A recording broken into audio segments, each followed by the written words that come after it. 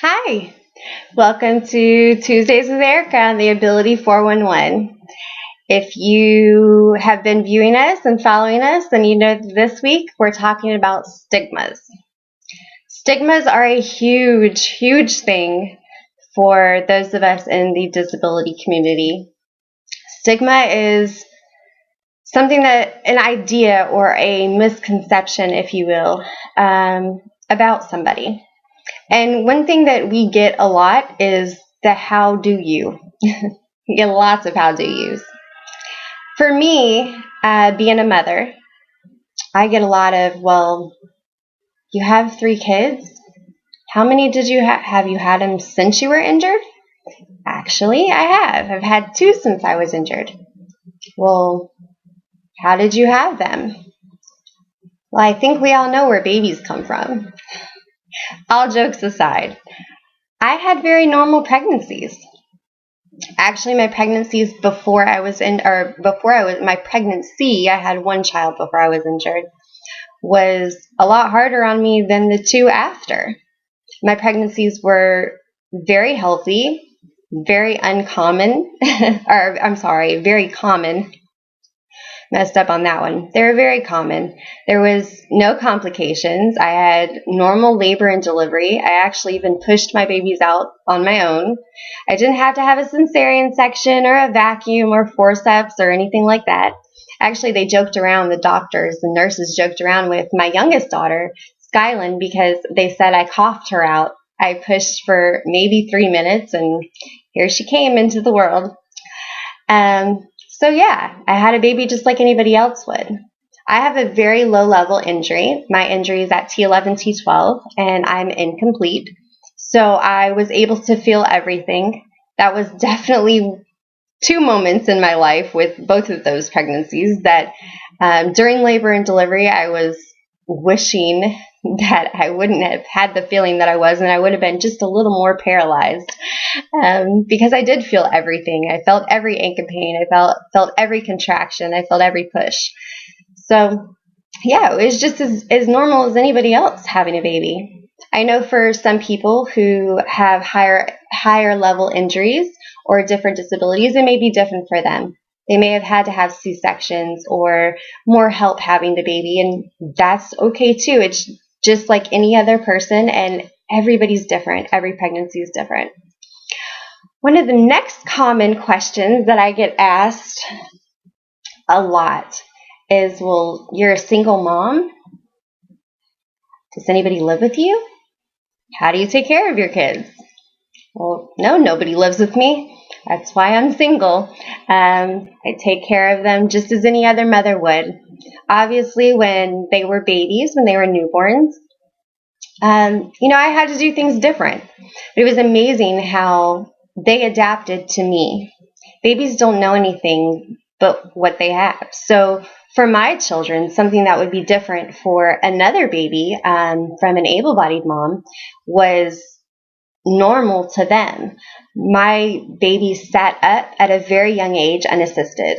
Before they were even 3 months old, they were sitting unassisted in my lap because they had built up their trunk muscles from being strapped to me with a receiving blanket or whatever I chose to use that day for a seatbelt to keep them hooked to me. So they were able to sit up faster. My kids were slower at walking, but they had a mommy with wheels. What would they need to walk for? Other than that, everything was fine. They reached all their milestones. Everything was great. Now that my kids are older, my youngest daughter is 5, and I have an 8-year-old and a 12-year-old. It's just the same. I do things as any other mom would. I do laundry. I make the beds. I fold the clothes. I help do the homework. I cook dinner. I do the dishes. I do everything just as anybody else would. So there's the answer to that question, now that we've got it on the World Wide Web. One of the other big things that I've heard a lot is I surf, and I've been involved with some different sports. And with surfing especially, the most ridiculous, and I say ridiculous, you're going to understand why when I elaborate. That ridiculous question I've ever been asked is, well, how do you get your chair on the board? Well, what do you mean, how do I get my chair in the board?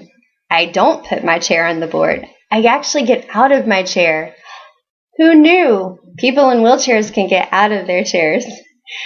I do. I get out of my chair, and actually, typically somebody who does any kind of adaptive surfing lays flat on their board. Me, for other reasons, I don't. I feel more comfortable sitting up on my board. I actually sit on my knees, and there's handles at the top of my board because it's adapted, and I use the handles to steer and my upper body to, shift my weight and do what I have to do in the water. I get asked a lot, well, how do you swim? Well, actually, swimming and when I'm in water, in the ocean, in the pool, what have you, sometimes in the bathtub, swimming is where I feel the most able, because in the water, I am able to swim just as anybody else would. Obviously, my legs float to the top of the water, and it's a little hard to use them to kick, but I've got some major arms. I don't know if you can see those guns right there, but some big guns. I'm able to surf just in a different way. One term that I don't like, and I try not to use, we use it because it is, I guess, politically correct, is disabled. We do use it, as I said, because it's politically correct, but me personally, I don't like to use it. I like to say differently abled. I heard somebody say that a couple years ago when I was competing for Miss Wheelchair America, and it spoke 1,000 words for me, because I think that people with disabilities are not disabled at all. We're actually very able. We're just able in a different way. Hence, differently abled. And so a lot of times when I'm speaking to somebody, especially somebody that's able-bodied and that's curious about how I do things, I say that. Well, I'm not disabled. I'm differently abled. I'm able to do the same things as you or anybody else that's walking around, just in a different way. I, in my own way, even walk. We just call it rolling. Rolling in my chair is my way to walk. It's my way of mobility. Let's see. What's another one? Can't forget traveling. My year as Miss Wheelchair America, and even before Miss Wheelchair America, and since Miss Wheelchair America, I am a traveler. Love to travel. I do a lot of traveling, and I travel alone. I don't necessarily need anybody to travel with me, and if I have somebody travel with me, it's because I want them to come along, not because I need them. I travel the same as anybody else. One thing with the ADA laws is that, everything has to be accessible, including airlines, including buses, trains, you name it, it's accessible. If it's public, they've made a way for all people. It's a wonderful thing about living in the United States. I travel just as anybody else would. I have to wait a little bit longer. I'm usually the first one on the plane, and obviously they have a different kind of chair to get me on a plane. It's called an aisle chair, and it's a lot smaller, so it can fit through the aisles better than a wheelchair could. So I just transfer out of my chair and onto an aisle chair, and they take me to my seat, I get in my seat, and I'm ready to go. Just as anybody else would. I don't have to get on a cart or have anybody escort me through the airlines. I can read just fine and find my way around an airport just fine. I'm trying to think of things that Tiffany didn't touch on. She covered quite a bit in Monday's video.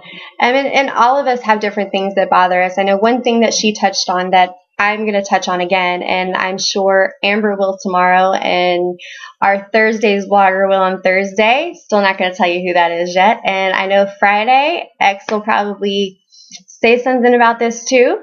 Not sure, but the worst question you can ever ask anybody or ever say a statement you could ever say to somebody in a chair is, well, you're too pretty to be in a chair, or you don't look like somebody who's in a chair, somebody that's disabled. So what happened? Well, I didn't know that you had to look a certain way to be in a wheelchair.